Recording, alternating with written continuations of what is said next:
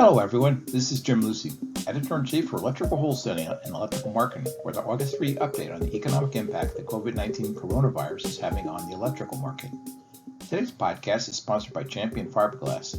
The company began producing epoxy fiberglass conduit and fittings in 1988, and in 1989 developed the first conduit from epoxy resins that had flame resistance and low smoke characteristics. This met the most stringent codes and specifications. In today's broadcast, we explore some key weekly economic indicators that will give you a sense of where the electrical economy may be headed in the coming weeks, and also offer a sneak preview from Electrical Wholesaling's August issue into some of the fastest growing local markets. Let's first check out some of those weekly economic indicators. The initial unemployment claims at the state level, rail freight car traffic, the Baker Hughes rig count, oil prices, and copper prices. Our thanks again to Champion Fiberglass for sponsoring today's Electrical Economy for 2020. Let's look first at the unemployment claims at the state level. The weekly unemployment data from the U.S. Department of Labor and the U.S. Bureau of Labor Statistics highlights the states with the most unemployment claims so far in the COVID-19 crisis. This data is valuable to electrical distributors, manufacturers, and independent reps because it offers empirical evidence of just how big an issue layoffs are now at the local level. On a more positive note, when these claims start declining and establish a trend in a more positive direction, it will be a clue for you about when the economy in that state may be starting to improve. We saw a decrease in the latest weekly unemployment numbers in the July 25th report. The seasonal unadjusted total of 1,002,871 claims was a 12% decrease of 171,054 claims. The national unemployment rate for the week came in at a seasonally adjusted 11.6%. The 5 states with the biggest increases in unemployment claims during this period were California.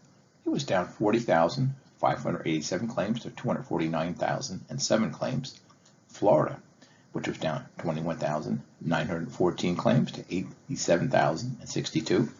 New York, down 3,176 claims to about 85,000.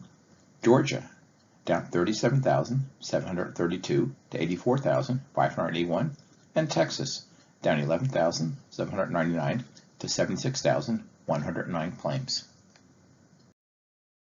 One of the more interesting leading indicators for the overall U.S. economy is freight rail traffic.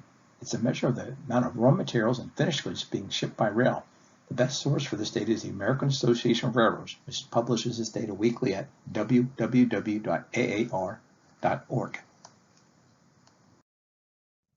After bottoming out in May, total weekly rail traffic has continued to show steady gains through July. While the weekly rail traffic was down 9.9% compared with the same period last year, it appears to be tracking in the right direction, as you can see in the chart. Despite this positive momentum, key freight groups being shipped by rail still experience some large declines. There was only one of the 10 carload commodity groups that did post an increase compared to last year. That was farm products, which was up 2,018 carloads to 16,406. Commodity groups that posted decreases compared with that same week in 2019 included coal, down 23,517 carloads to 57,769, metallic ores and metals, down 8,690 carloads to 15,464, and non-metallic minerals, down 769 carloads to 30,946. If you track the oil market, you're probably familiar with the Baker Hughes rig count, which tracks the oil and gas rigs that are operating. This data is available by the state, basin, and nationally at www.rigcount.bakerhughes.com. It's a bit of the same old story on the number of oil rigs operating in the United States. The numbers continue to decline steadily. The total rig count, including both oil and gas rigs, was down approximately 73% from this time last year. That's a drop of 691 operational rigs. The Permian Basin accounted for the largest portion of this decrease, with a decline of over 300 rigs. It's actually 318 rigs fewer operating. After that massive drop in April, the price for a barrel of the benchmark West Texas Intermediate oil has held steady, tracking around $40 a barrel. It's been on steady at that level for over a month, but it still has a long way to get to a price where drillers make money. That amount varies by region, but a good rule of thumb is $60 per barrel. This slide gives you an idea of the largest oil and gas deposits. It really gives you a sense of just how many of the large oil plays are in Texas and Oklahoma, and how big an area the Marcellus gas region covers in Pennsylvania, Ohio, and parts of West Virginia. Economists like to call copper Dr. Copper. That's because it's a leading economic indicator for future economic activity because it's used in so many industries. The construction industry is among the leading markets because of its use in wire and cable and copper plumbing pipe. After a steady climb from a low of around $2.10 in late March, copper prices seem to be taking a breather around the $2.90 mark. They don't appear to be ready to make a charge at the $3 per pound mark just yet. They haven't hit that level since June of 2018. Over the past few years, EW's editors have published articles on the fastest growing local markets each August, so industry executives can get a head start on their market planning season for the next year. We did that again in this month's issue, which should hit your mailbox in the next week to 10 days. You can also read the articles on ewweb.com or subscribe to the digital edition of the magazine. Subscription information is available on the menu in the left column of the website's homepage at ewweb.com.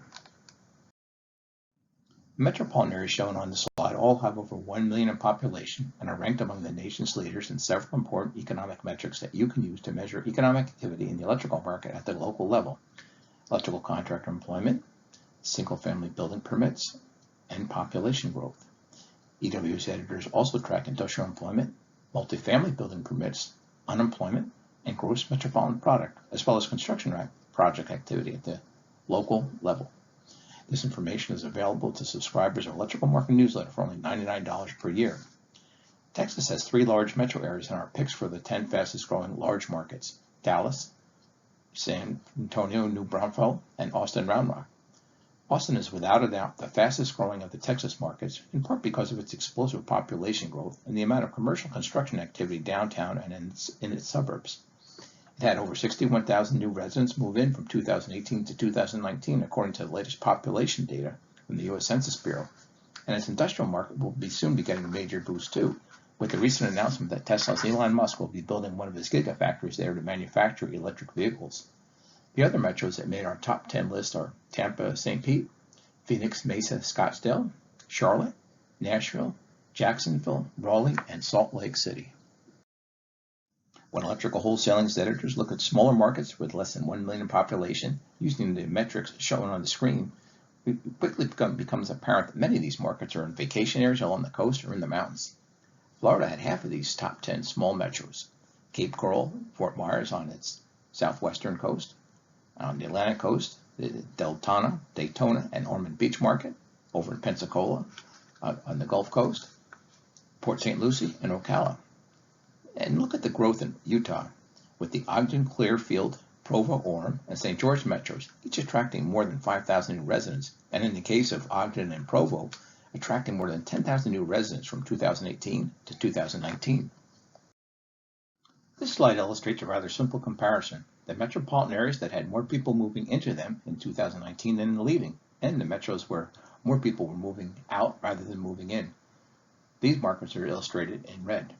The map shows that many Sunbelt and mountain states like Florida, the Carolinas, Colorado, Utah, Georgia, Texas, and Arizona each had many metro areas adding new residents, and some in rather dramatic fashion like Phoenix, Austin, and Dallas. On the flip side, you can see that Metro New York and Upstate New York, Western Pennsylvania, and the Chicago metro saw population declines. Many of California's largest markets also saw declines, probably due in part to the high cost of living there. This concludes the market data portion of our presentation for today. A special thanks to the folks from Champion Fiberglass for sponsoring the Today's Electrical Economy podcast series in 2020. While you're working on your electrical sales forecast for 2021, you might find yourself in need of some additional local data. Check out Electrical Marketing. An annual subscription for only $99 will give you online access to electrical sales estimates at the metro, county, and state level, electrical product sales estimates for 17 product categories at the state level, access to a construction database with hundreds of projects, and building permits at the state and local level, as well as other information on unemployment rates and gross metropolitan product. That subscription to electrical marketing will only cost $99 per year. You can subscribe by going to www.electricalmarketing.com, click on the menu icon at the top left of the homepage and click on Magazine Subscriptions.